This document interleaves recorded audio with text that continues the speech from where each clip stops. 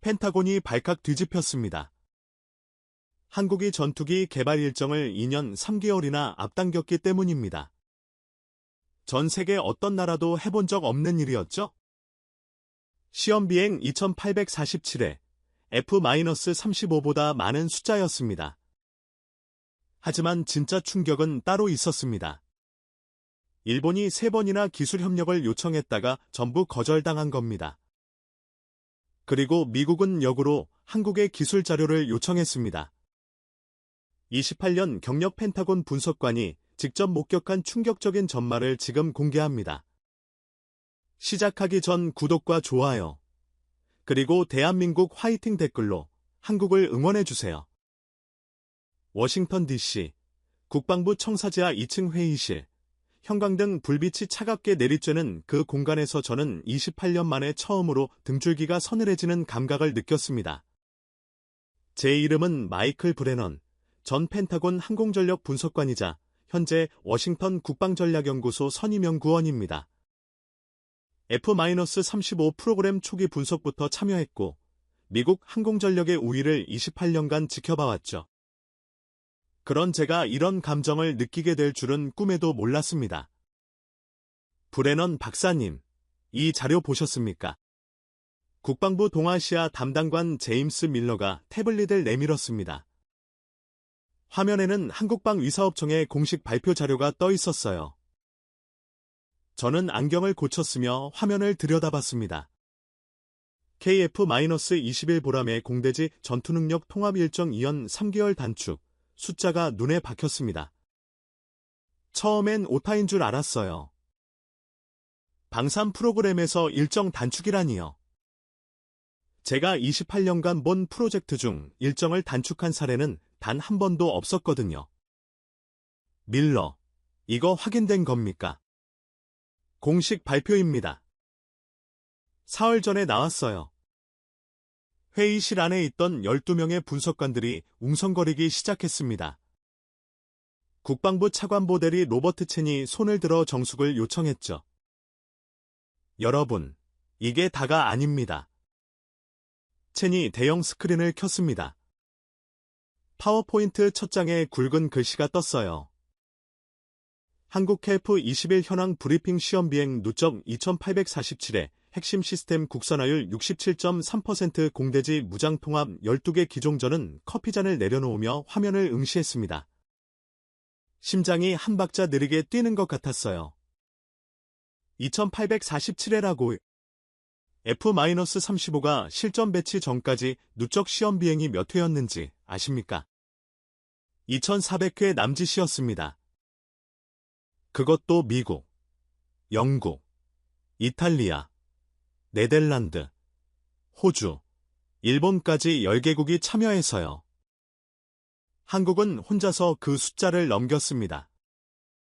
이게 말이 됩니까? 제 옆에 앉은 해군 대령 스티브 하몬이 중얼거렸습니다.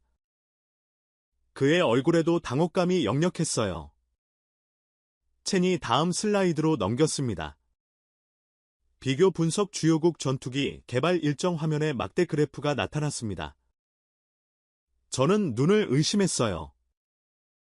유럽연합 유로파이터 타이푼 6세대 업그레이드 프로젝트, 원래 일정 대비 4년 7개월 지연, 일본 F-3 스텔스 전투기, 개발 원래 일정 대비 3년 2개월 지연 프랑스 다소 아팔-M5 버전, 원래 일정 대비 2년 8개월 지연 그리고 맨 아래 녹색 막대가 하나 있었습니다.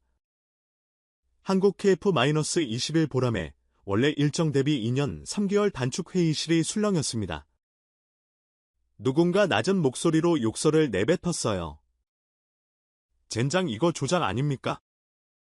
기술정보국 분석관 톰 웨버가 손을 들며 말했습니다. 그의 목소리엔 짜증이 묻어 있었죠.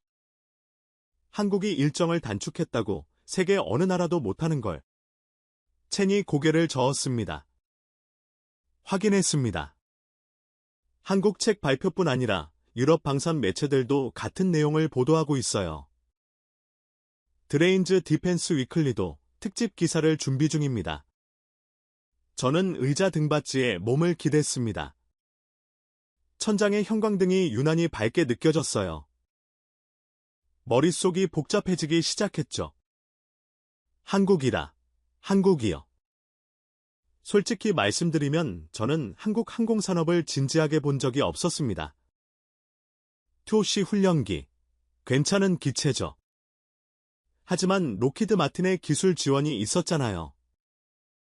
페이-50 경공격기, 나쁘지 않습니다.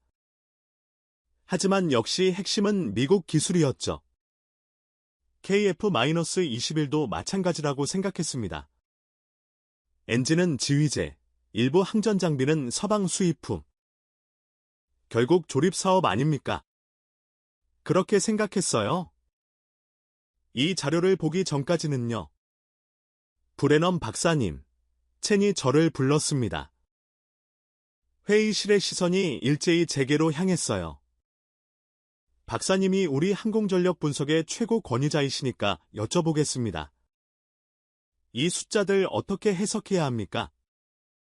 저는 잠시 입술을 깨물었습니다. 뭐라고 대답해야 할지 고민이 됐어요. 28년간 미국 항공전력의 우위를 분석해온 사람에게 이 질문은 곤혹스러웠죠. 솔직히 말씀드리면 저도 당혹스럽습니다. 회의실이 조용해졌습니다. 하지만 숫자만으로 판단하기엔 이릅니다. 한국이 시험 비행을 많이 했다고 해서 실제 전투력이 높다는 보장은 없어요. 국산화율이 높다고 해서 기술 수준이 높다는 것도 아니고요. 톰 웨버가 고개를 끄덕였습니다. 맞습니다. 중국도 국산화율 90%라고 자랑하지만 실상은 형편없잖아요. 몇몇이 웃음을 터뜨렸습니다. 긴장이 조금 풀리는 것 같았어요. 하지만 첸의 표정은 여전히 굳어 있었습니다. 문제는 이겁니다. 브레넌 박사님. 그가 다음 슬라이드로 넘겼습니다. 나토 동맹국 관심 표명 현황. 폴란드 공식 관심 표명 2회. 루마니아 비공식 접촉 3회. 그리스 정보 요청 1회. 인도네시아 공동개발협의 진행 중 말레이시아 관심 표명. 그리고 맨 아래 빨간 글씨로 적힌 한 줄, 일본 기술협력 타진 3회 모두 거절됨. 저는 눈을 깜빡였습니다. 뭔가 잘못 본 줄 알았어요. 일본이요. 일본이 한국의 기술협력을 타진했다고요? 첸이 고개를 끄덕였습니다. 그것도 3번이나. 한국이 전부 거절했습니다. 회의실이 다시 술렁였습니다. 이번엔 웃음이 아니었어요. 당혹감이었죠. 일본은 F-2 전투기를 자체 개발하려다 실패한 나라입니다. 미국 기술에 의존할 수밖에 없었죠. F-3 개발도 지지부진하고요. 그런 일본이 한국의 기술 협력을 요청했다. 저는 손으로 이마를 문질렀습니다. 머리가 지끈거리기 시작했어요.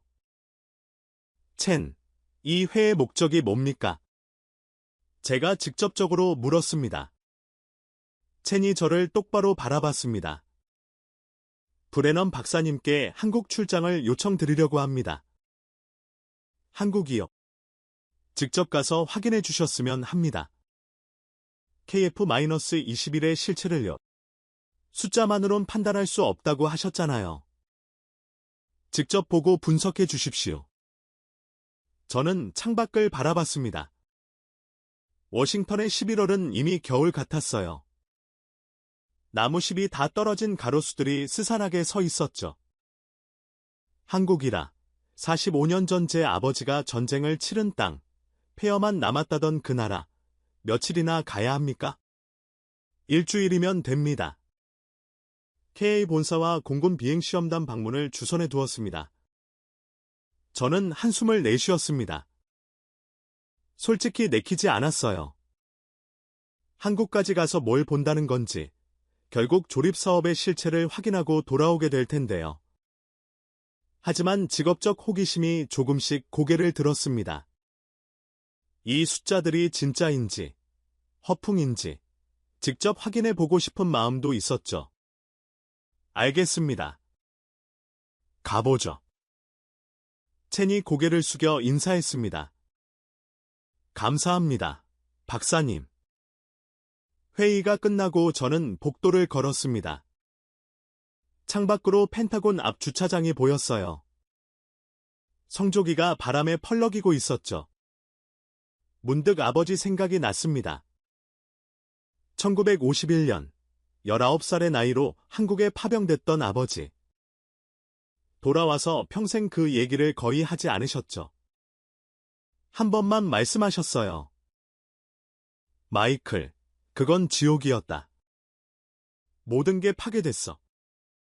아무것도 남지 않았지. 그런 나라가 전투기를 만든다고요. 저는 고개를 저었습니다. 뭔가 맞지 않는 퍼즐 같았어요. 일주일 후면 알게 되겠죠. 한국이 정말 대단한 건지, 아니면 숫자 부풀리기에 능한 것뿐인지. 출장 준비를 하는 동안 연구소 동료들의 반응은 한결같았습니다. 마이클, 한국까지 가서 뭘 보겠다는 거야. 점심시간, 연구소 구내식당에서 밥을 먹고 있을 때였습니다. 맞은편에 앉은 제프 그린이 피자를 씹으며 말했죠. 제프는 저와 함께 F-35 프로그램을 분석했던 동료입니다. 펜타곤에서 요청했어. 직접 확인해달라고. 그 KF 못 이기 때문에. 하아, 시간 낭비야. 제프가 콜라를 한 모금 마셨습니다. 내가 알려줄까? 한국 전투기의 실체. 그는 손가락을 꼽기 시작했어요. 첫째, 엔진. GF-414. 미국제야. 핵심 중에 핵심이 미국 거라고. 둘째, 레이더. 한국이 만들었다고 하는데 원천 기술은 어디서 왔을까? 이스라엘 아니면 우리 쪽이지. 셋째, 무장체계. M-120이든 뭐든 결국 우리 미사일 달고 날아다니는 거잖아. 제프가 손바닥을 탁 쳤습니다. 결론, 조립이야. 조립. 껍데기만 한국제 지속은 전부 수입품이라고. 저는 샐러드를 포크로 찔렀습니다. 그렇긴 한데 일정 단축은 어떻게 설명할 거야? 뻥이겠지. 아니면 기준을 낮춘 거야. 우리가 5년 걸리는 걸 2년에 한다고. 말이 돼. 제프가 어깨를 으쓱했습니다. 한국 애들 숫자 부풀리는 거 잘하잖아.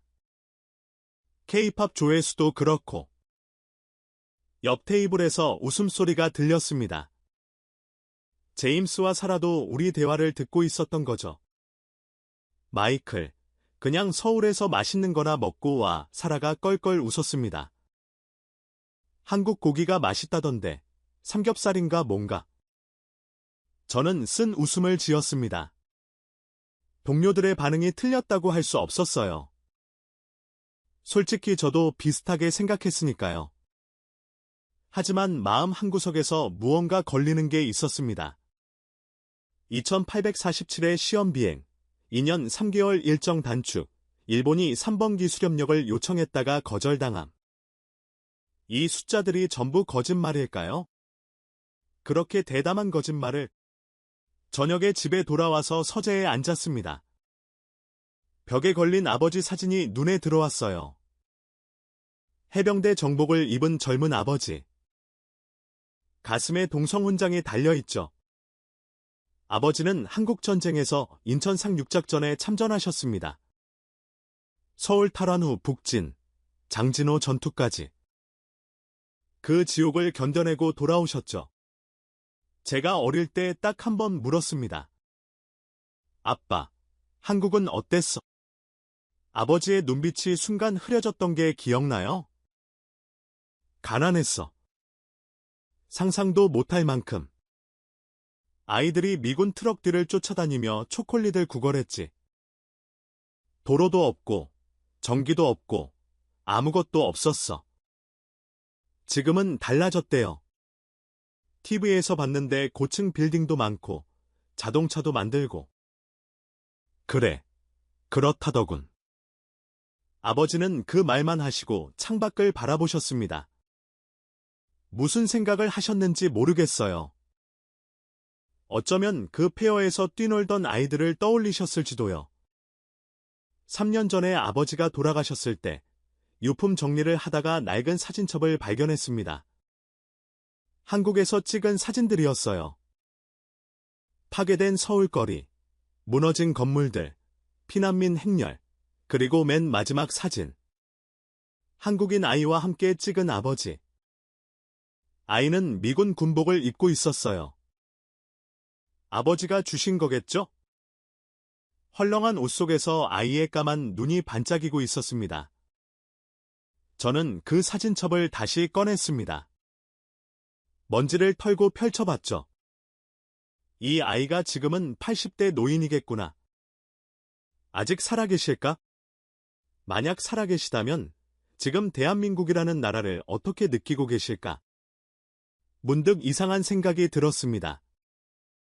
그 폐허에서, 그 가난에서 어떻게 70년 만에 전투기를 만드는 나라가 됐을까?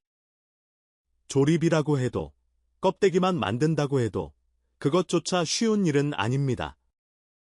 F-35개발에 참여한 국가들 중에서도 제대로 된 몫을 해낸 나라가 몇이나 될까요?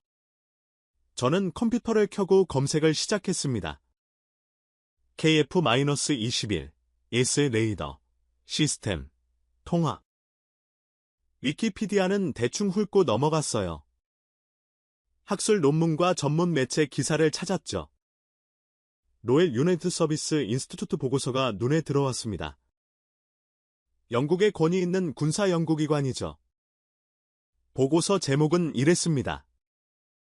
한국, KF-21 아시아 항공산업의 새로운 벤치마크. 저는 클릭해서 읽기 시작했습니다.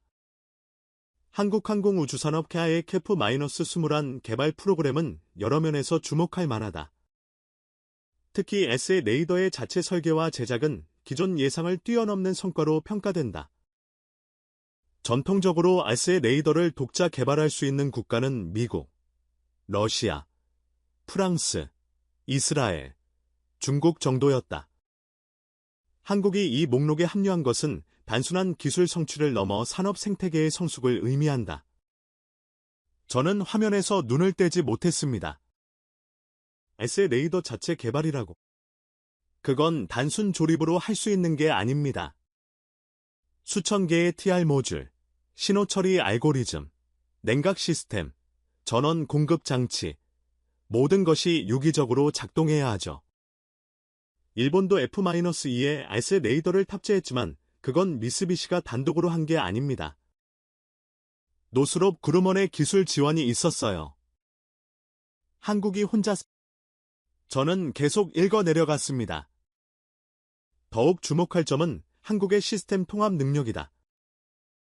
서로 다른 제조사에서 공급받은 부품들을 하나의 유기적 시스템으로 묶어내는 이 능력은 전투기 개발에서 가장 어려운 부분이다. 유럽의 유로파이터 프로젝트가 반복적인 지연에 시달리는 것도 바로 이 통합 과정에서의 문제 때문이다. 한국 KF-21은 핵심 시스템 대부분을 국내에서 설계함으로써 이 통합 과정을 획기적으로 단순화했다.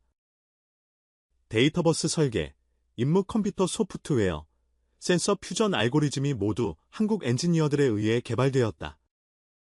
이는 부품 생산이 아닌 설계 주권을 확보했음을 의미한다. 설계 주권. 저는 그 단어를 곱씹었습니다. 부품을 어디서 사오느냐가 중요한 게 아니라 그걸 어떻게 엮느냐가 핵심이라는 뜻이죠. F-35도 엔진은 프레세니트니 레이더는 노스롭 그루먼, 기체는 록히드 마틴이 만듭니다. 중요한 건 록히드 마틴이 그 모든 걸 하나의 시스템으로 통합하는 능력을 갖고 있다는 거예요. 한국이 그 능력을 갖췄다고.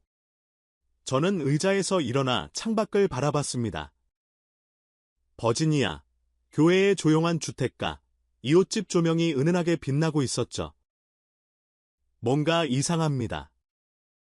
제가 알던 한국이 아니에요. 조립 공장, 하청업체, 값싼 노동력. 그게 제가 알던 한국 제조업의 이미지였습니다. 물론 삼성반도체나 현대자동차가 성공한 건 알아요. 하지만 전투기는 차원이 다르잖아요. 일주일 뒤면 직접 볼 수 있겠죠. 숫자가 진짜인지 거짓인지, 조립인지 창조인지. 저는 여행 가방을 꺼내 짐을 싸기 시작했습니다. 인천행 비행기는 덜레스 공항에서 14시간을 날았습니다. 비즈니스석 창가에 앉아 구름 위를 바라보며 저는 노트북으로 자료를 검토했습니다. 펜타곤에서 제공한 기밀해제 보고서들, 제인스 디펜스 위클리 기사들, 한국 측 공개 자료들. 읽으면 읽을수록 혼란스러웠어요. 숫자들은 일관성이 있었습니다.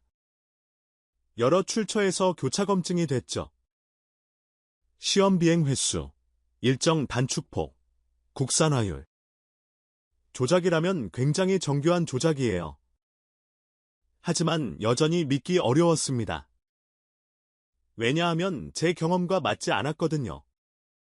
저는 28년간 방산 프로젝트를 봐왔습니다. 어떤 프로젝트든 지연됩니다. 예외가 없어요. F-35만 해도 초기 계획보다 10년 이상 늦어졌죠. 비용은 예상의 2배가 됐고요. 방산 프로젝트가 지연되는 건 자연 법칙 같은 겁니다. 중력이 있듯이 방산 프로젝트는 지연돼요. 그런데 한국은 앞당겼. 2년 3개월이나 뭔가 빠진 게 있을 겁니다.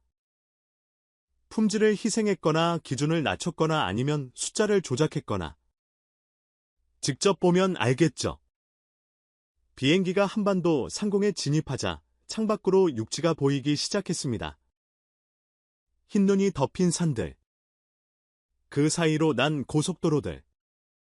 그리고 도시의 불빛들. 저도 모르게 숨을 들이켰습니다. 이게 그 나라인가? 아버지가 전쟁을 치른 땅 폐허였다던 곳. 인천공항에 내린 건 한국 시간으로 저녁 7시였습니다. 공항은 거대했어요. 천장이 높고 유리벽으로 된 현대적인 구조. 세계 최고의 공항 중 하나라고 하더군요. 그 말이 과장이 아니란 걸 느꼈습니다. 입국 심사를 마치고 나오니 한국 국방부에서 나온 연락관이 기다리고 있었습니다. 브레넌 박사님이시죠? 안녕하십니까? 국방부 국제연락관 이준혁 중령입니다. 완벽한 영어였습니다. 악센트도 거의 없었죠. 반갑습니다. 중령님. 긴 비행하셨는데 피곤하시겠습니다. 오늘은 호텔에서 쉬시고 내일 아침에 캐아이 본사로 이동하겠습니다. 차가 공항을 빠져나와 고속도로에 올랐습니다. 창밖으로 야경이 펼쳐졌어요.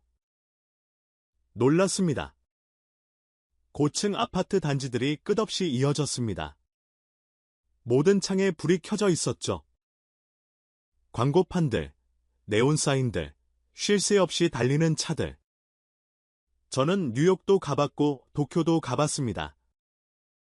런던, 파리, 두바이, 대도시는 많이 봤어요.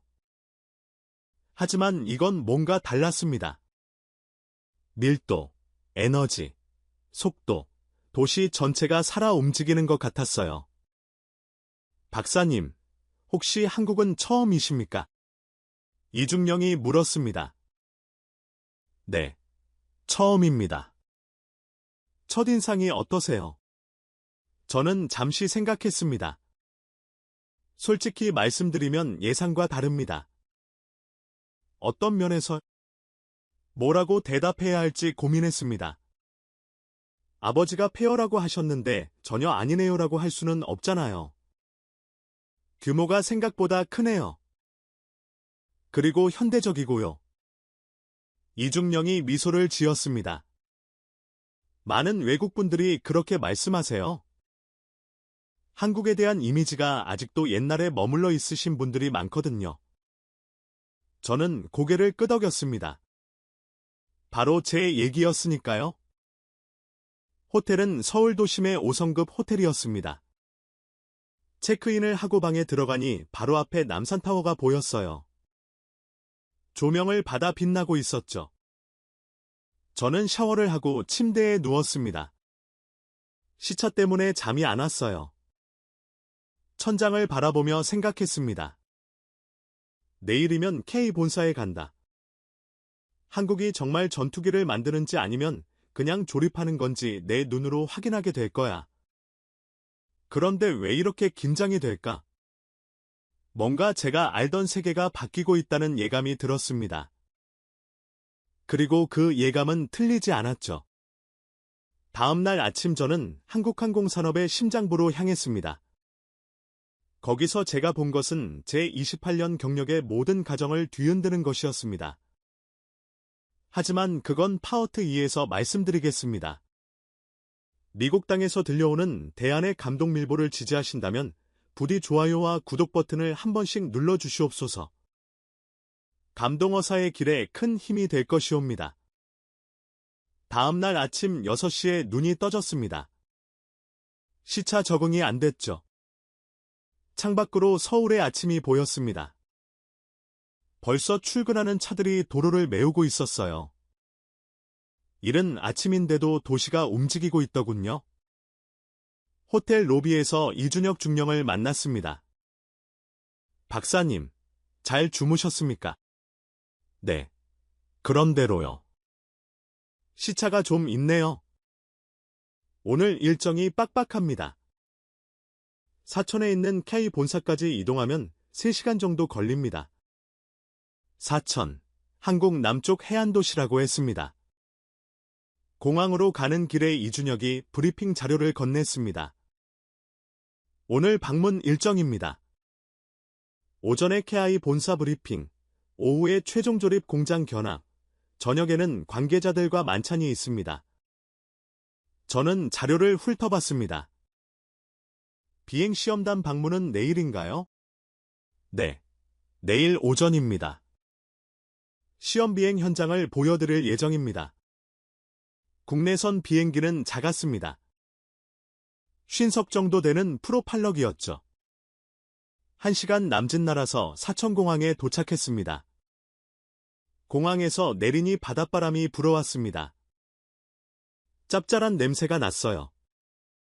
멀리 남해가 보였죠? KI 본사까지는 차로 20분 거리였습니다. 차창 밖으로 공장 건물들이 보이기 시작했습니다. 거대한 경납고들, 활주로, 그리고 곳곳에 세워진 항공기들. 저게 T-50입니까? 제가 물었습니다. 날씬한 훈련기가 여러 대 주기되어 있었거든요.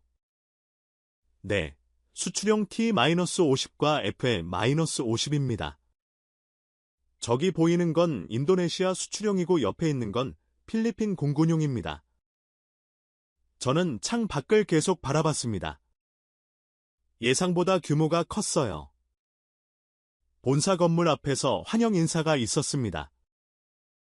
KI 해외협력실장 김태호가 나왔죠. 50대 초반으로 보이는 침착한 인상의 남자였습니다. 브레넌 박사님, 환영합니다. 먼 길 오시느라 고생하셨습니다. 반갑습니다. 김 실장님, 우리는 악수를 나눴습니다. 바로 브리핑실로 안내해드리겠습니다. 브리핑실은 본사 3층에 있었습니다. 대형 스크린이 있는 깔끔한 회의실이었어요. 테이블에는 이미 자료 폴더와 물이 준비되어 있었습니다. 오늘 브리핑은 캘프 21 프로그램 총괄 엔지니어가 직접 하겠습니다. 김 실장이 말했습니다. 문이 열리고 한 남자가 들어왔습니다. 40대 후반으로 보였어요. 안경을 쓰고 있었고 손에는 두꺼운 서류 뭉치를 들고 있었죠. 안녕하십니까? KF21 체계종합 담당 수석연구원 박준영입니다. 영어가 유창했습니다. 나중에 들으니 MIT에서 항공공학 박사학위를 받은 분이더군요. 박사님, 오늘 솔직하게 말씀드리겠습니다. 박 수석이 스크린을 켜며 말했습니다. 저희가 KF-21을 개발하면서 가장 많이 들었던 말이 뭔지 아십니까? 저는 고개를 저었습니다. 불가능하다. 그 말이었습니다. 첫 번째 슬라이드가 떴습니다. 2010년 한국이 4.5세대 전투기를 불가능합니다. 2015년 SA 레이더를 직접 만든다고 10년은 더 걸립니다. 2019년 시제기 출고 일정 지원 확실합니다. 2022년 양산 계약 성능 미달을 겁니다. 박 수석이 저를 바라봤습니다. 브레넌 박사님, 아마 비슷한 생각을 하고 계실 겁니다. 저도 이해합니다. 저 역시 처음엔 회의적이었으니까요. 솔직히 뜨끔했습니다. 정확히 제 생각이었거든요. 하지만 결과를 보시죠. 다음 슬라이드. 실례지만 이 숫자들은 어떻게 검증됩니까?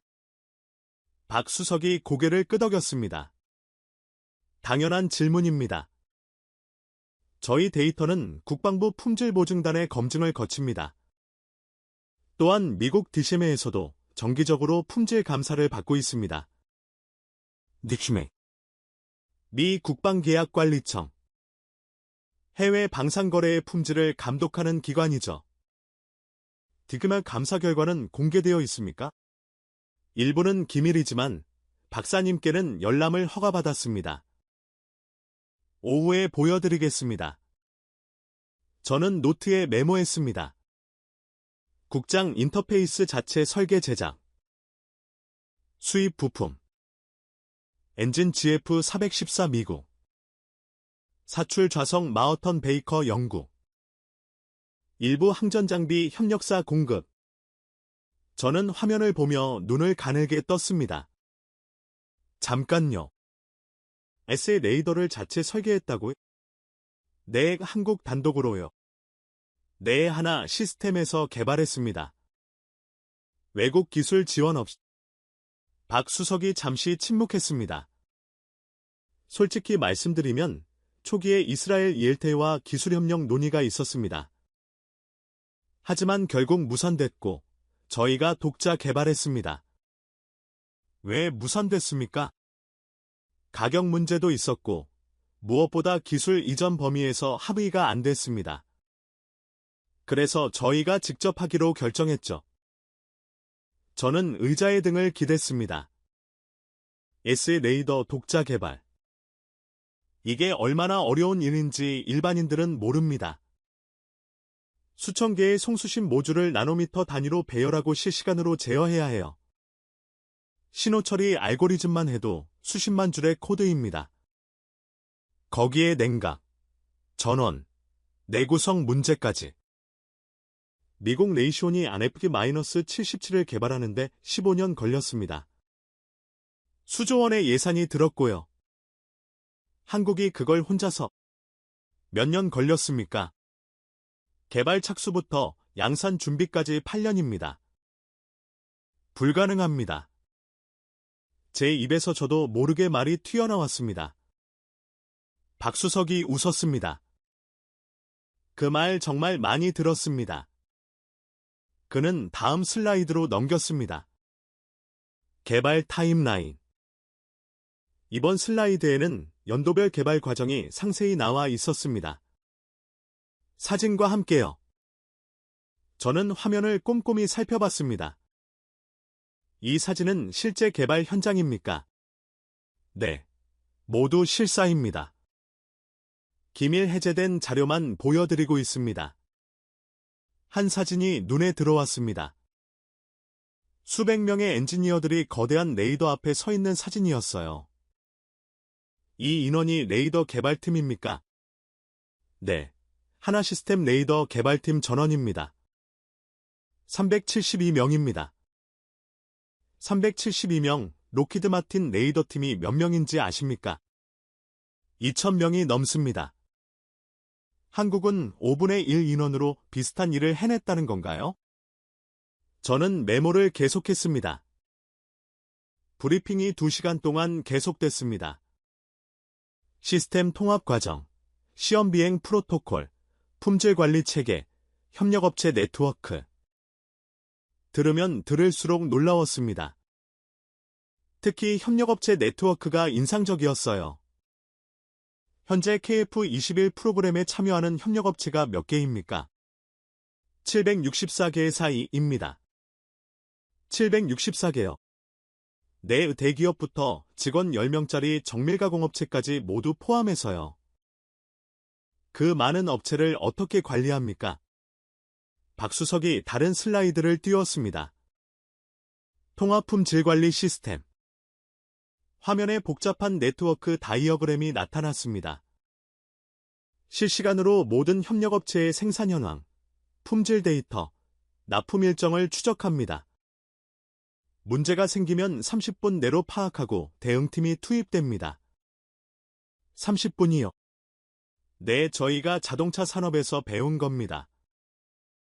현대차 품질관리 시스템을 벤치마킹했어요. 저는 고개를 끄덕였습니다. 자동차 산업. 한국이 세계 5위 자동차 생산국이라는 건 알고 있었습니다. 하지만 그 노하우를 항공산업에 적용했다는 건 생각 못했어요. 브레넌 박사님, 박수석이 저를 바라봤습니다. 오후에 최종 조립 공장을 직접 보시겠습니다. 숫자보다 눈으로 보시는 게 이해가 빠르실 겁니다. 저는 고개를 끄덕였습니다. 솔직히 믿기 어려웠어요. 브리핑 내용이 사실인지 아닌지. 하지만 오후에 제가 본 것은 모든 의심을 무너뜨리기 시작했습니다. 점심 식사 후 우리는 최종 조립 공장으로 이동했습니다. 본사에서 차로 10분 거리였어요. 거대한 경납고 형태의 건물이 나타났습니다. 저게 FA 라인입니다. 파이넬 어셈블리. KF21 최종 조립 공장입니다. 김 실장이 설명했습니다. 보안 검색을 마치고 건물 안으로 들어섰습니다. 숨이 멎는 것 같았습니다. 거대한 공간. 천장 높이만 해도 30m는 됐어요. 그 안에 전투기들이 줄지어 서 있었습니다. 하나, 둘, 셋, 세어봤습니다. 8대의 8대의 KF21이 각각 다른 조립 단계에 있었습니다. 현재 양산초도 물량입니다. 박수석이 말했습니다. 첫 번째 대는 도장 작업 중이고 마지막은 동체 조립 단계입니다. 저는 천천히 걸으며 전투기들을 살펴봤습니다. 가까이서 보니 더 놀라웠어요. 표면 마감이 정교했습니다.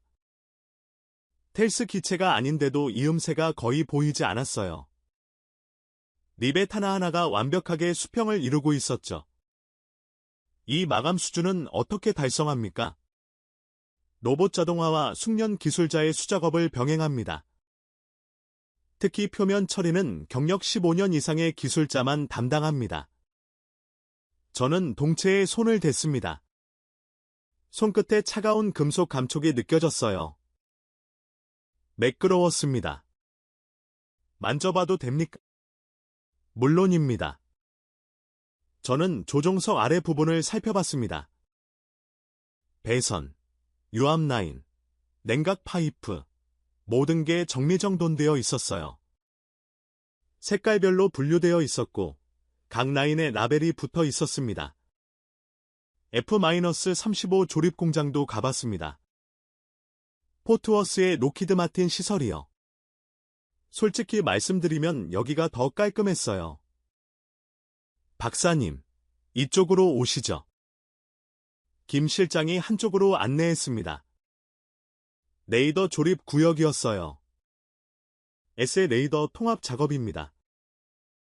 작업대 위에 레이더 안테나가 놓여 있었습니다. 벌집 모양의 정교한 구조물, 수천 개의 작은 모듈이 빼곡히 배열되어 있었죠. 저는 숨을 죽이고 바라봤습니다. 이게 진짜구나. 한국이 만든 S 레이더. 박사님, 만져보시겠습니까? 기술자가 장갑을 건넸습니다. 저는 장갑을 끼고 조심스럽게 레이더 모듈에 손을 댔어요. 송수심 모듈 하나하나가 손톱 크기였습니다. 그게 1024개가 배열되어 있었죠. 이게 전부 한국에서 만든 겁니까? 네, 모듈은 하나 시스템에서 제작하고 어셈블리는 저희가 합니다. 저는 할 말을 잃었습니다. 미국 외에 이 수준의 알세 레이더를 만들 수 있는 나라가 몇이나 될까요? 러시아? 의문입니다. 중국? 아직 멀었어요. 유럽? 공동개발로 겨우 하고 있죠. 한국이 혼자서 이걸 해냈습니다. 박사님, 시험비행 관제실도 보시겠습니까? 박수석이 물었습니다. 네, 보고 싶습니다. 우리는 건물 반대편으로 이동했습니다. 관제실은 2층에 있었어요. 유리병 너머로 조립 공장 전체가 내려다 보였습니다. 관제실 안에는 수십 대의 모니터가 있었습니다. 각 모니터에는 다양한 데이터가 실시간으로 흘러가고 있었죠. 여기서 모든 시험 비행을 관제합니다. 박수석이 설명했습니다. 실시간으로 3,000개 이상의 파라미터를 모니터링합니다. 엔진 온도, 진동, 유압 압력, 비행 자세, 센서 반응 시간, 모든 게 기록됩니다. 저는 모니터를 살펴봤습니다. 한 화면에 그래프가 끊임없이 움직이고 있었어요. 지금 시험 비행 중입니까? 네, 3호기가 비행 중입니다. 오늘 임무는 알스트 센서 성능 검증입니다. 저는 화면을 응시했습니다. 실시간으로 데이터가 쏟아지고 있었어요. 데이터는 모두 저장됩니까? 물론입니다. 비행일 초당 12GB의 데이터가 생성됩니다. 모두 서버에 저장되고 분석팀이 검토합니다. 1초에 12GB. 네, 그래서 시험 비행 한 번에 테라바이트급 데이터가 쌓입니다. 저는 계산기를 꺼냈습니다. 2847의 시험 비행, 각 비행이 평균 1시간이라고 치면 어마어마한 데이터입니다. 이 데이터를 분석하는 인원이 몇 명입니까? 전담 분석팀이 87명입니다. 거기에 AI 분석 시스템이 1차 필터링을 합니다. AI 분석까지. 저는 노트에 적었습니다. 데이터 기반 개발. 한국이 이걸 제대로 하고 있구나. F-35 개발 초기에 미국도 이런 시스템이 없었습니다. 그래서 문제 발견이 늦어지고 일정이 지연됐죠. 나중에야 도입했어요.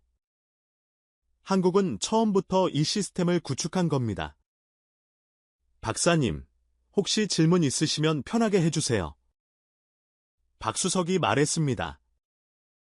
저는 잠시 생각했습니다. 솔직히 여쭤볼게요. 일정 단축이 어떻게 가능했습니까? 방산 프로젝트에서 일정 단축은 거의 불가능하거든요. 박수석이 고개를 끄덕였습니다. 좋은 질문입니다. 3가지 이유가 있습니다. 그는 손가락을 꼽았습니다. 첫째, 병렬 처리입니다. 서양에서는 설계 시 제작 시험 수정을 순차적으로 합니다. 저희는 동시에 여러 작업을 진행합니다. 위험하지만 빠릅니다.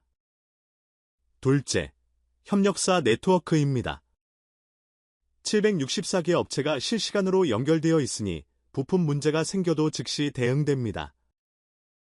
유럽은 다국적 협력이라 의사결정에만 몇 달씩 걸립니다. 셋째, 의사결정 속도입니다.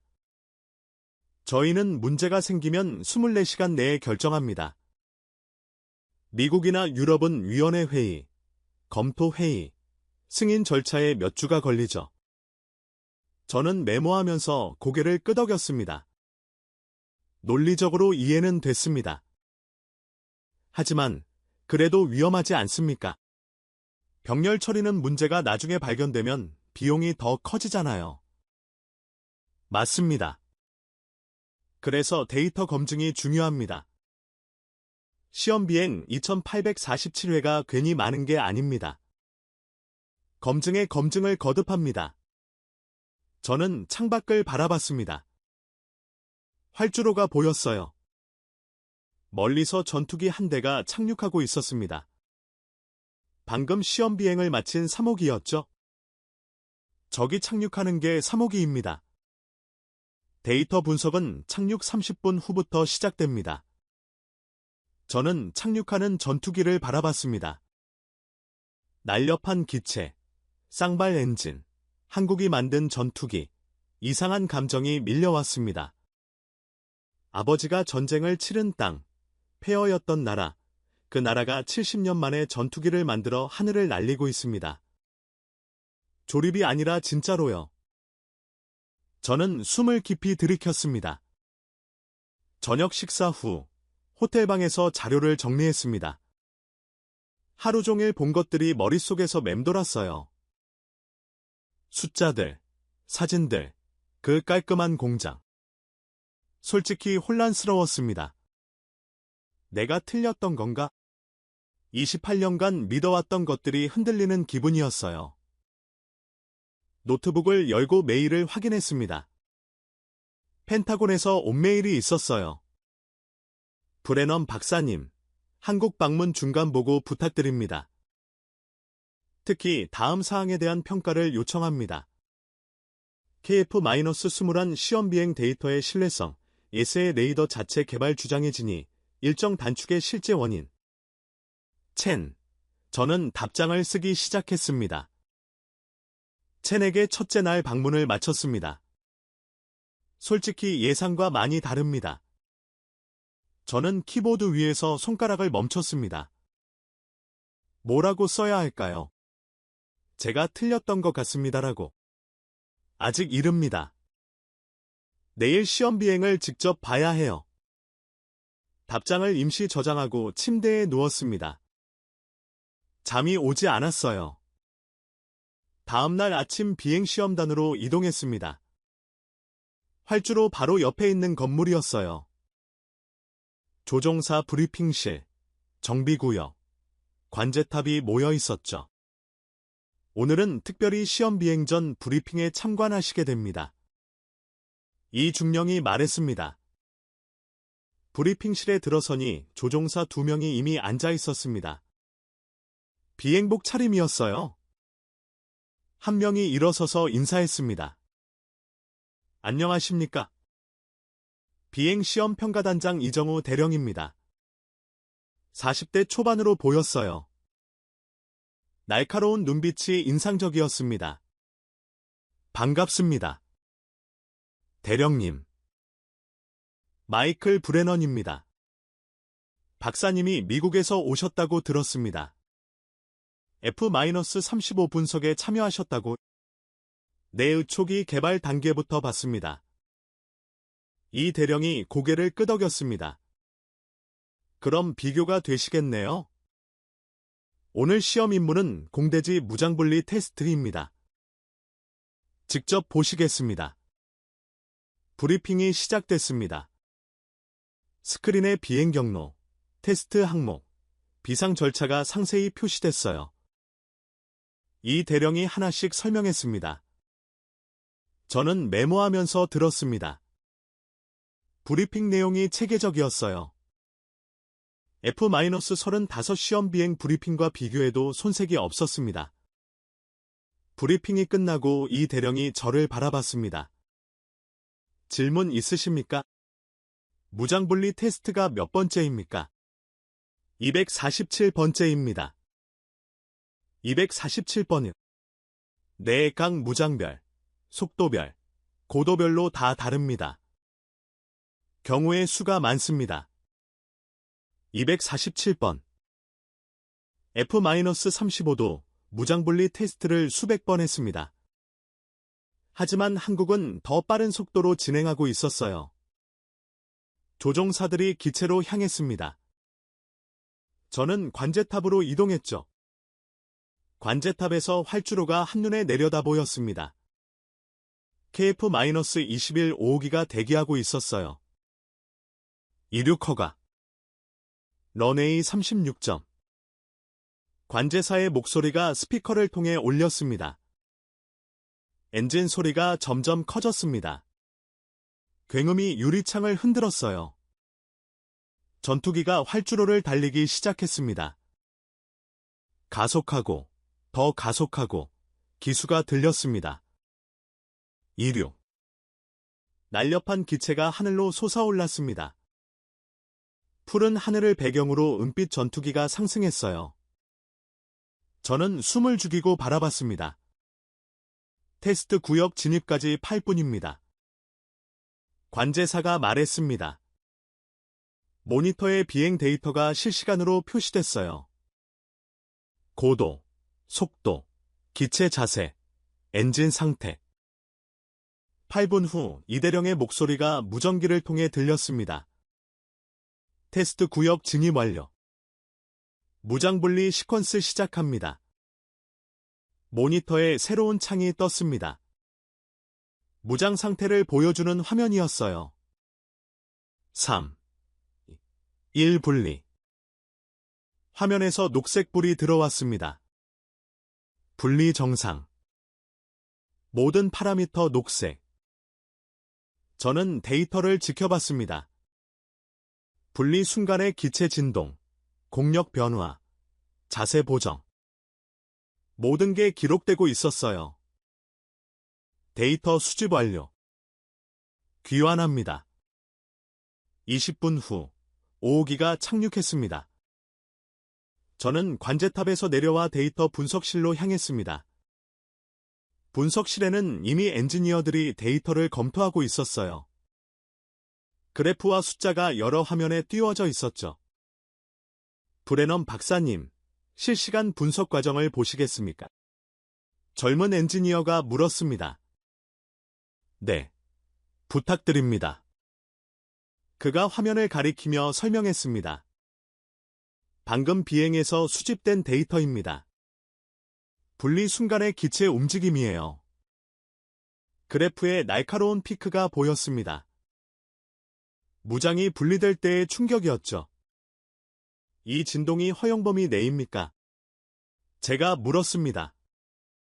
네, 설계갑이 72%입니다. 충분히 여유가 있습니다. 저는 고개를 끄덕였습니다. 이 데이터는 어디서 검증합니까? 자체 검증 후 국방부 품질보증단에 제출합니다. 미국 디크메도 분기별로 보고합니다. 미국 디시메. 제가 일했던 시스템의 일부입니다. 그들이 검증한다면 데이터는 믿을 수 있어요. 저는 분석실을 나서며 생각했습니다. 이건 진짜다. 조작도 아니고 과장도 아니다. 한국은 정말로 전투기를 만들고 있다. 제대로 된 전투기를. 그날 저녁, 뜻밖의 손님이 있었습니다. 만찬장에 들어서니 서양인 2명이 앉아 있었어요. 김 실장이 소개했습니다.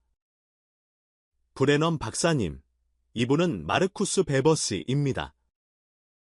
독일 연방 국방기술청 소속이시죠. 그리고 이분은 피에르 뒤퐁씨. 프랑스 다소에서 오셨습니다.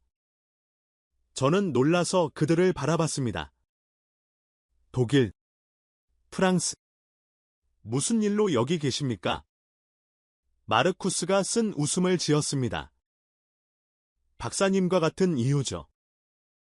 한국이 어떻게 하는지 보러 왔습니다. 우리는 테이블에 앉았습니다. 한국식 코스 요리가 나왔어요. 솔직히 말씀드리죠. 마르쿠스가 와인잔을 들며 말했습니다.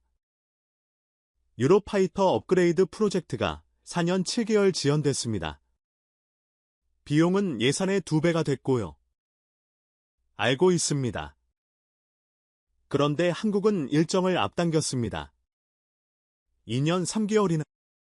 어떻게 그게 가능한 겁니까? 저는 고개를 끄덕였습니다. 정확히 제가 궁금했던 거였거든요. 오늘 좀 봤습니다.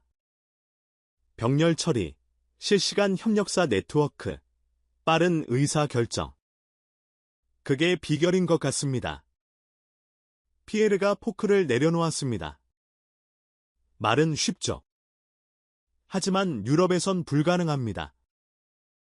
독일, 프랑스, 영국, 스페인, 이탈리아.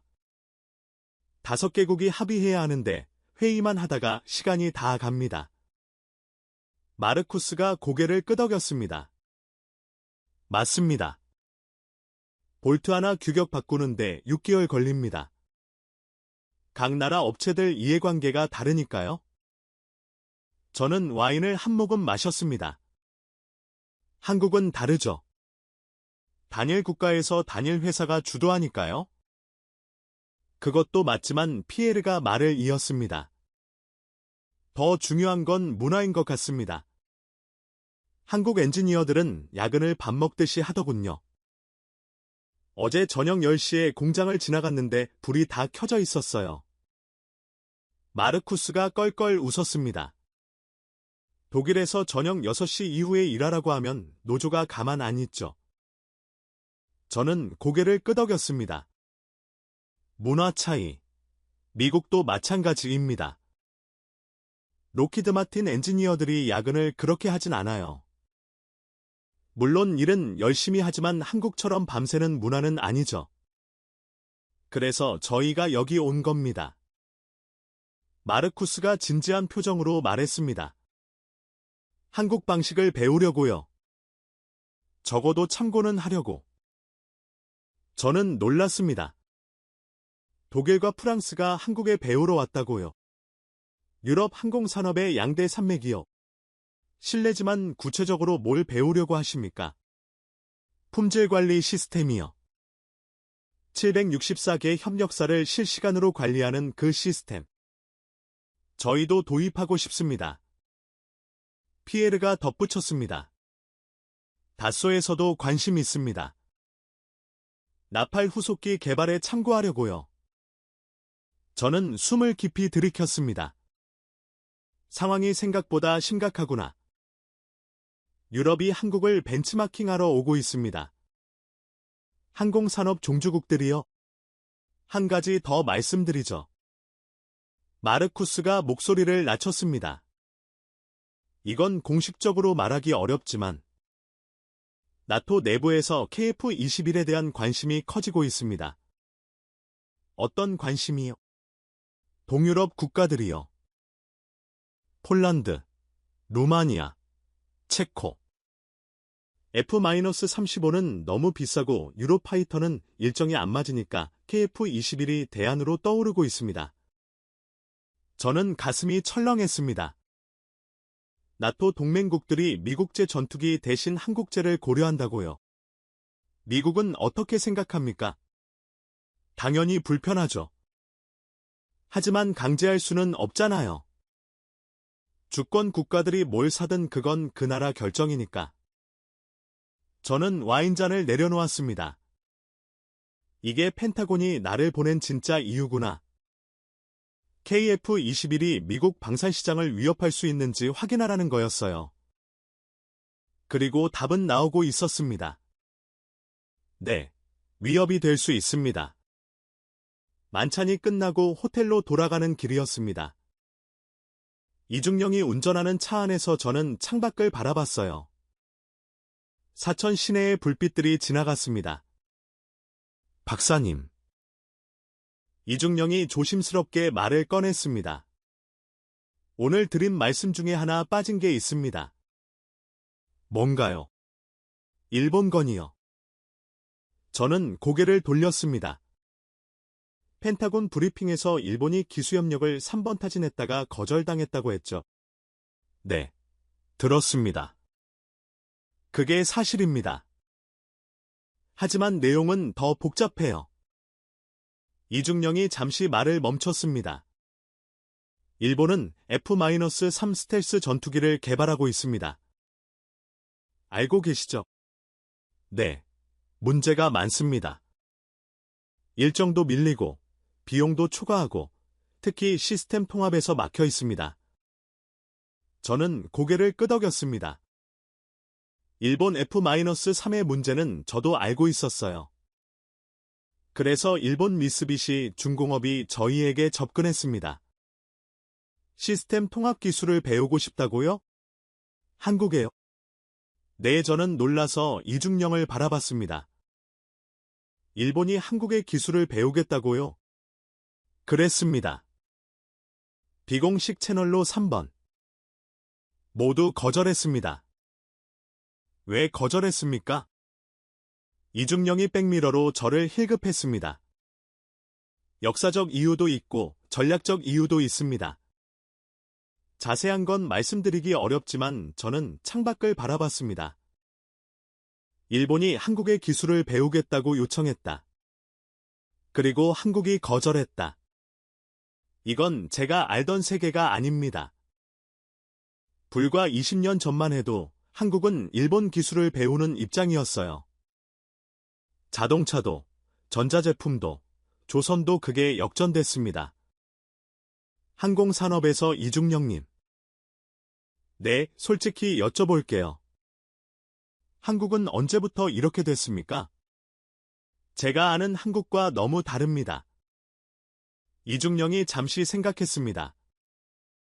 언제부터라고 딱 집어 말하기 어렵습니다. 서서히 쌓여온 겁니다.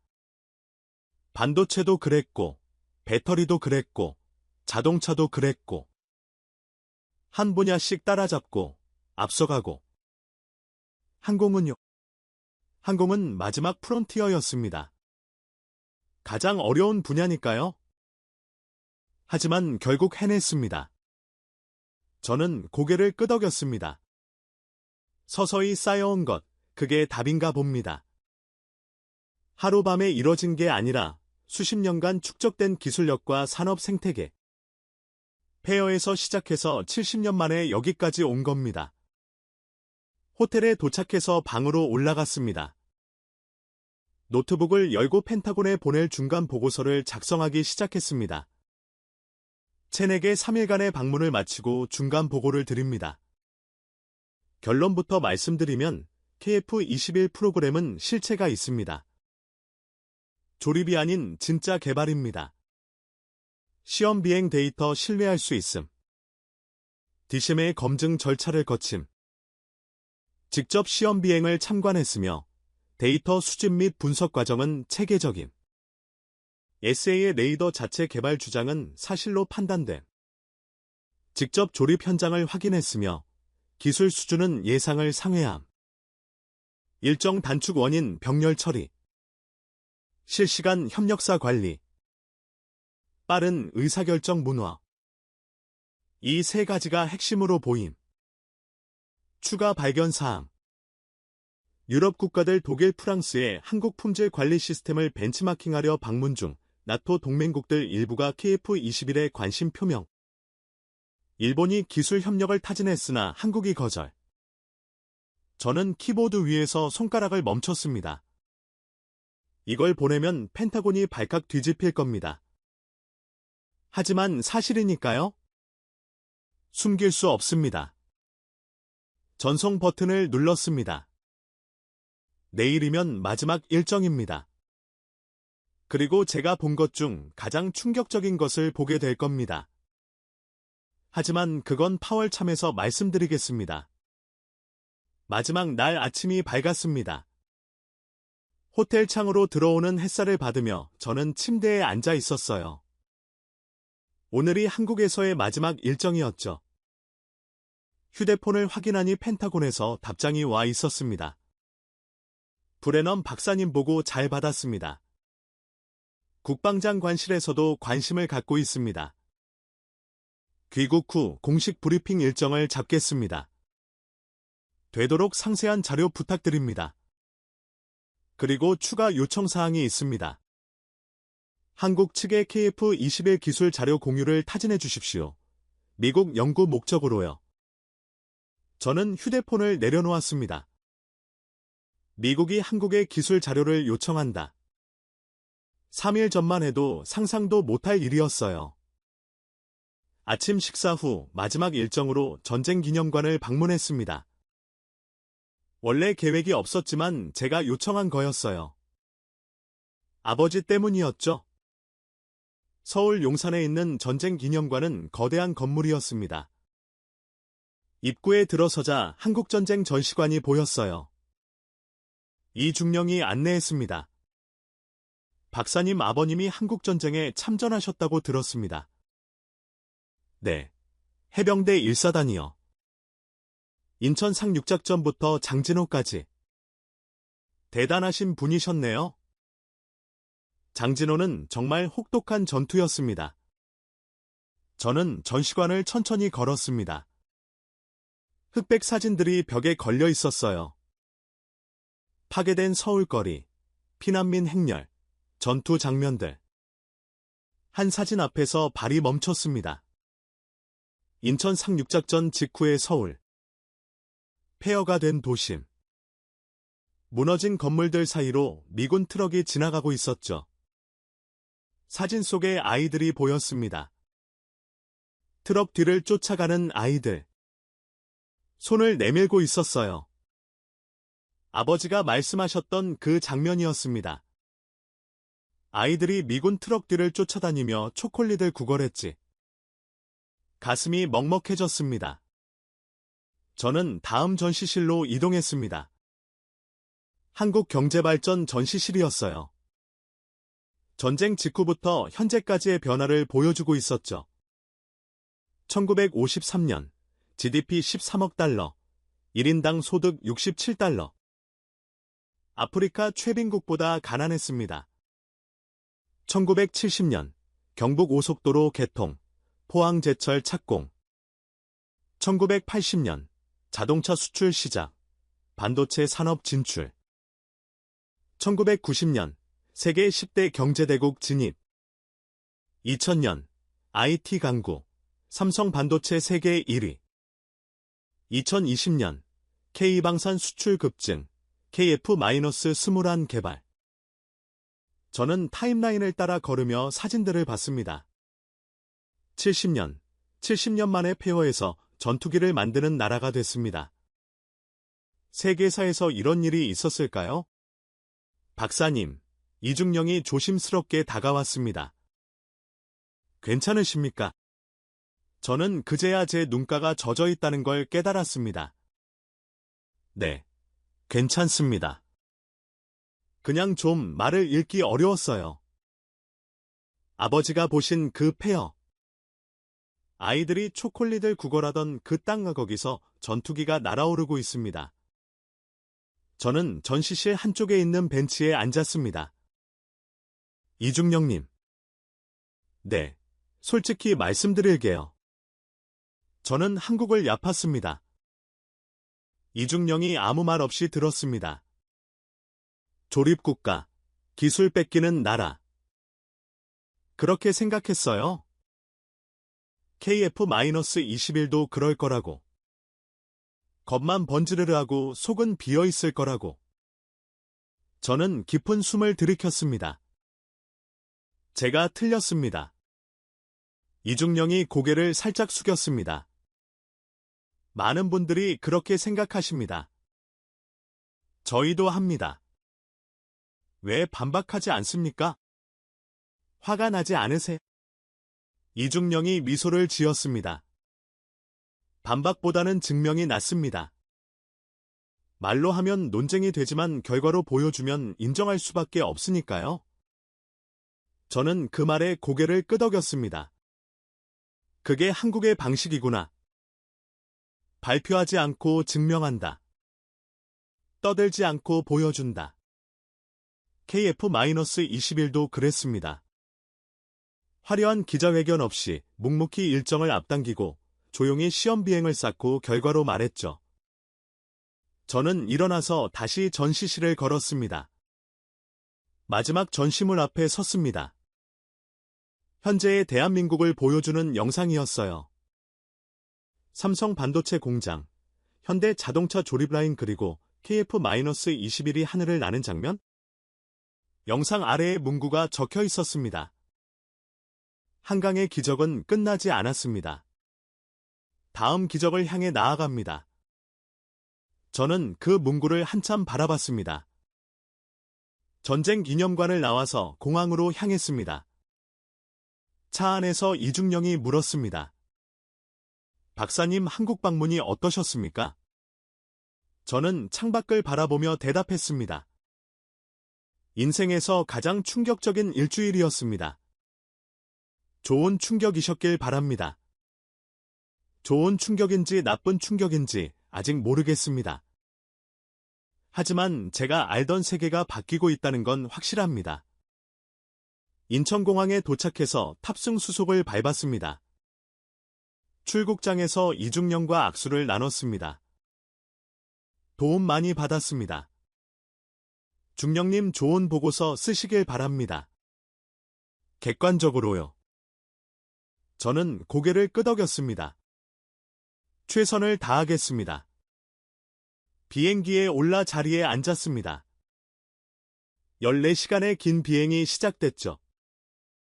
저는 노트북을 열고 최종 보고서를 작성하기 시작했습니다. 제목 KF-21 보람의 프로그램 현지 실사 보고서. 작성자 마이클 브레논 박사. 요약. 대한민국 KF-21 개발 프로그램은 예상을 뛰어넘는 수준의 기술력과 관리 역량을 보여주고 있다. 조립국가라는 기존 인식은 수정되어야 한다. 저는 키보드를 두드리며 생각을 정리했습니다. 핵심 발견사항. 시스템 통합 능력. 한국은 단순 부품 조립이 아닌 설계 주권을 확보했다. 예스 레이더, 임무 컴퓨터, 비행 제어 소프트웨어의 자체 개발은 이를 증명한다. 이는 미국, 러시아, 프랑스에 이어 네 번째 수준의 역량이다. 개발 속도, 2년 3개월의 일정 단축은 방산 산업 역사상 전례가 없다. 이는 병렬 처리, 실시간 협력사 네트워크, 빠른 의사결정 문화가 결합된 결과다. 품질 관리, 764개 협력사를 실시간으로 관리하는 시스템은 유럽과 미국에서도 도입을 검토하고 있다. 자동차 산업의 노하우가 항공산업에 성공적으로 이전된 사례다. 국제적 관심, 나토 동맹국들 일부가 KF-21에 관심을 표명하고 있다. 일본은 기술 협력을 타진했으나 거절당했다. 이는 한국 항공산업의 위상 변화를 보여준다. 저는 잠시 타이핑을 멈추고 창밖을 바라봤습니다. 구름 위를 날고 있었어요. 태평양이 저 아래 펼쳐져 있었죠. 결론 및 권고사항. 저는 이 부분에서 한참을 고민했습니다. 뭐라고 써야 할까요? 솔직하게 쓰기로 했습니다. 결론. KF-21은 미국 방산시장의 위협이 될 수 있다. 단기적으로는 중저가 시장동 유럽, 동남아시아, 장기적으로는 핵심 동맹국 시장까지 침투할 가능성이 있다. 그러나 더 큰 문제는 한국의 개발 방법론이다. 한국이 보여준 속도와 효율성은 미국 방산산업의 고질적 문제일정 지연, 비용 초과를 부각시킨다. 우리는 한국을 경쟁자로만 볼 것이 아니라 배울 점이 있는 파트너로 봐야 한다. 권고사항.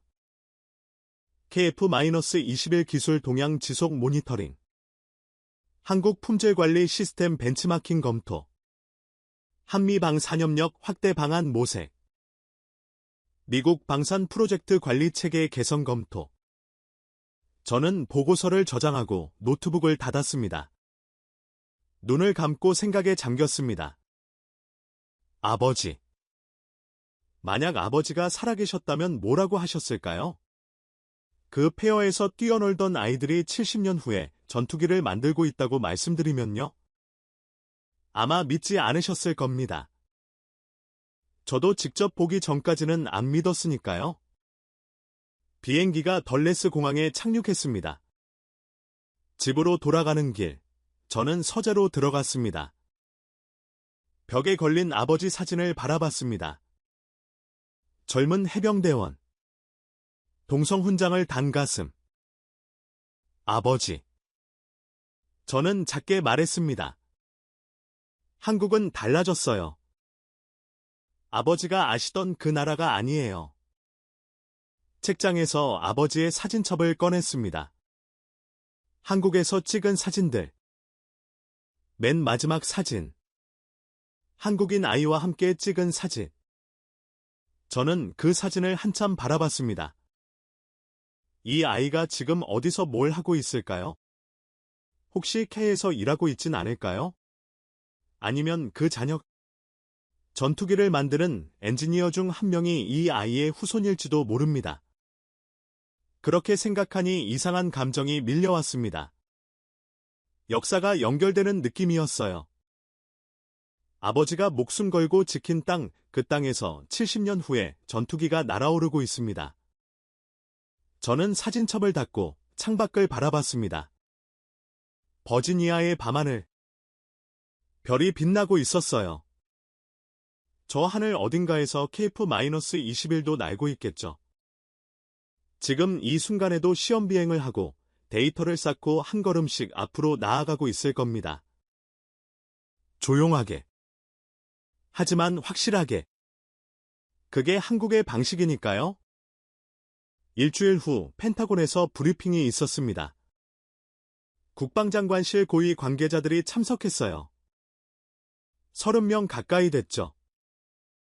저는 프레젠테이션을 시작했습니다. 오늘 보고 드릴 내용은 대한민국 KF-21 프로그램에 대한 현지 실사 결과입니다. 첫 번째 슬라이드를 넘겼습니다. 결론부터 말씀드리겠습니다. KF-21은 진짜입니다. 조립이 아니라 개발입니다. 그리고 우리가 생각한 것보다 훨씬 앞서 있습니다. 회의실이 웅성거렸습니다. 저는 일주일간 본 것들을 설명했습니다. 사진과 데이터를 보여주며 상세히 브리핑했죠. 설명을 마치고 질문을 받았습니다. 브레넌 박사님, 한국이 정말로 알세 레이더를 독자 개발했다는 겁니까? 네, 직접 확인했습니다. 일정 단축은 품질 희생의 결과 아닙니까? 아닙니다. 데이터가 증명합니다. 품질은 오히려 우리 기준을 충족하거나 넘어섭니다. 미국의 위협이 됩니까? 저는 잠시 생각했습니다. 위협이라기보다는 경종입니다. 한국이 할 수 있는 걸 우리가 못할 이유는 없습니다. 다만 우리가 배워야 할 점이 있다는 뜻입니다. 브리핑이 끝나고 국방부 차관보가 다가왔습니다. 브레넌 박사, 좋은 보고서였습니다. 솔직하고 객관적이었어요. 감사합니다. 한 가지 물어봐도 될까요? 개인적으로요. 내 한국 방문 전과 후 생각이 많이 바뀌었습니까? 저는 고개를 끄덕였습니다. 많이요. 180도요. 어떻게 바뀌었습니까? 저는 창밖을 바라봤습니다. 펜타곤 앞성조기가 바람에 펄럭이고 있었어요. 예전엔 미국이 최고라고 생각했습니다. 항공 분야에서는 아무도 우릴 따라올 수 없다고요. 지금은요. 지금도 미국이 최고라고 생각합니다. 하지만 격차가 줄어들고 있어요. 그리고 어떤 분야에서는 이미 추월당하고 있습니다. 차관보가 눈을 가늘게 떴습니다. 예를 들면요. 개발 속도요. 효율성이요. 우리가 10년 걸릴 일을 한국은 5년에 합니다. 그게 누적되면 어떻게 될까요? 차관보가 고개를 끄덕였습니다. 경청하겠습니다. 좋은 의견 감사합니다. 브리핑 후 저는 연구소로 돌아왔습니다. 사무실에 앉아 한국에서 가져온 자료들을 정리했습니다. KI 브리핑 자료, 시험 비행 데이터, 공장 사진들, 그리고 전쟁 기념관에서 찍은 사진 한 장, 한강의 기적은 끝나지 않았습니다. 다음 기적을 향해 나아갑니다. 저는 그 사진을 출력해서 책상 앞에 붙였습니다. 매일 볼 수 있게요. 제가 잊지 않도록. 세상은 바뀌고 있습니다. 미국이 영원히 1등일 거라는 보장은 없어요. 한국이 보여준 건 단순한 기술력이 아닙니다. 가능성입니다. 페어에서 시작해도, 늦게 출발해도, 열심히 하면 따라잡을 수 있다는 것, 아니, 앞서갈 수 있다는 것, 그게 KF21이 증명한 겁니다. 에필로그 6개월 후 국제뉴스에서 놀라운 소식이 들려왔습니다. 폴란드가 KF21 도입을 공식 검토하겠다고 발표했습니다. 같은 달 말레이시아도 관심을 표명했죠. 저는 뉴스를 보며 생각했습니다. 시작이구나. 한국 항공산업의 새로운 시대가 열리고 있습니다.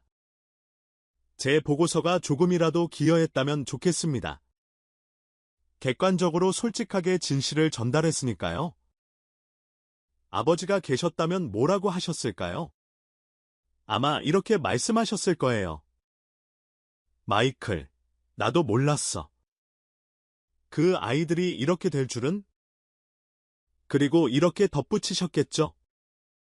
하지만 기쁘구나. 우리가 지킨 게 헛되지 않았어.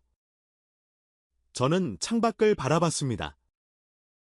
워싱턴의 하늘. 비행기 한 대가 지나가고 있었어요. 저 비행기가 한국제일지도 모릅니다. 언젠가는 KF21이 이 하늘을 날 수도 있겠죠. 미국 하늘을요. 동맹의 이름으로. 그날이 오면 저는 하늘을 올려다보며 말할 겁니다. 아버지, 보세요. 당신이 지킨 나라예요. 세상은 바뀝니다. 오늘의 약자가 내일의 강자가 됩니다. 한국이 그걸 증명했습니다. 조용하게. 하지만 확실하게. 발표하지 않고 증명하는 방식으로. 그게 대한민국입니다. 지금까지 펜타곤 분석관 마이클 브레넌이 한국에서 경험한 충격적인 이야기였습니다. 대한민국의 조용한 저력이 더 많은 분들께 전해질 수 있도록 이 이야기를 널리 공유해주세요. 묵묵히 증명하는 나라. 그게 대한민국입니다. 구독과 좋아요도 부탁드립니다. 지금까지 터칭 스토리였습니다. 감사합니다.